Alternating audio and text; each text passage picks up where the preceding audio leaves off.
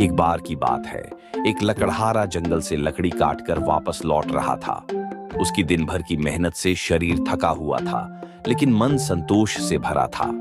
तभी रास्ते में उसकी नजर जमीन पर पड़ी किसी चमकती हुई चीज पर गई। उत्सुकता से वह झुका और उसे उठाकर ध्यान से देखने लगा। यह एक पत्थर था, पर उसकी चमक ऐसी थी जो किसी की भी आंखें खींच ले। लकड़हारे ने सोचा, यह तो अच्छा खासा चमकदार है, शायद किसी काम आ जाए। वह पत्थर को अपनी जेब में रखकर घर की ओर बढ़ गया। अगले दिन लकड़हारा बाजार गया। उसने उस चमकदार पत्थर को भी पास की एक दुकान पर दिखाया। दुकानदार ने पत्थर को देखकर कहा, यह तो बड़ा सुंदर दिखता है, कितने में दोगे? लकड़हारे को इसकी कीमत का अंदाजा नहीं था। उसने हल्के मन से कहा, अगर तुम्हें पसंद है तो 50 रुपये दे दो। दुकानदार ने सोचा कि सजावट के लिए यह अच्छा रहेगा। उसने तुरंत 50 रुपये देकर वह पत्थर खरीद लिया और अपनी दुकान पर सजा दिया। कुछ दिनों बाद बाजार में एक मशहूर जौहरी आया। उसकी नजर जैसे ही उस चमकते पत्थर पर पड़ी, वह दंग रह गया। पत्थर को देखकर उसकी अनुभवी आंखों ने तुरंत पहचान लिया कि यह कोई साधारण पत्थर नहीं, बल्कि एक बेशकीमती हीरा है। जौहरी ने दुकानदार से पूछा, भाई, यह पत्थर तुम्हें कहां से मिला? एक लकड़हारे ने बेचा था, मैंने इसे 50 रुपये में खरीदा।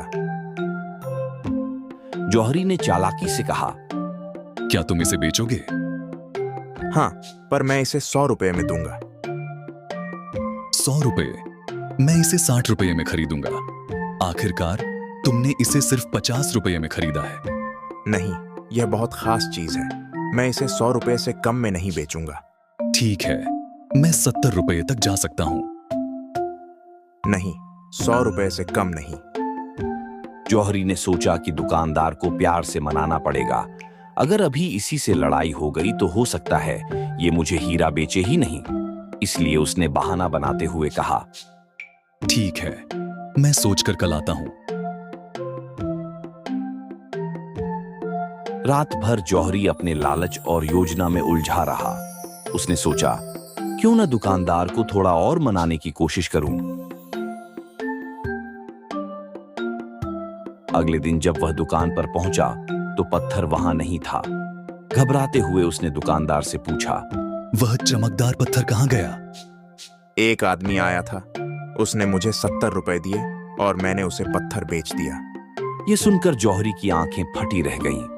वह गुस्से और हताशा में चिल्लाया, क्या तुमने उसे सिर्फ 70 रुपये में बेच दिया?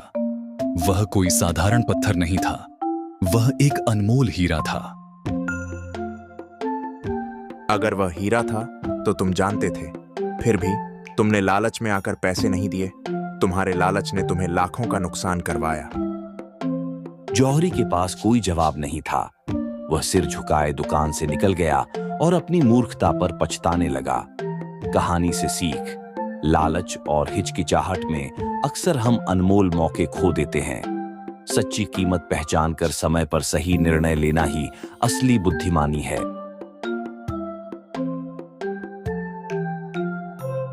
आपको इस वीडियो में कौन सा दृश्य सबसे अच्छा लगा? कृपया कमेंट करके हमें बताएं। इसके अलावा अगर आपके पास कोई कहानी है जिसे आप हमारे साथ साझा करना चाहते हैं तो हमें जरूर बताएं। अगर आपको यह वीडियो पसंद आया तो कृपया इसे लाइक और शेयर करें।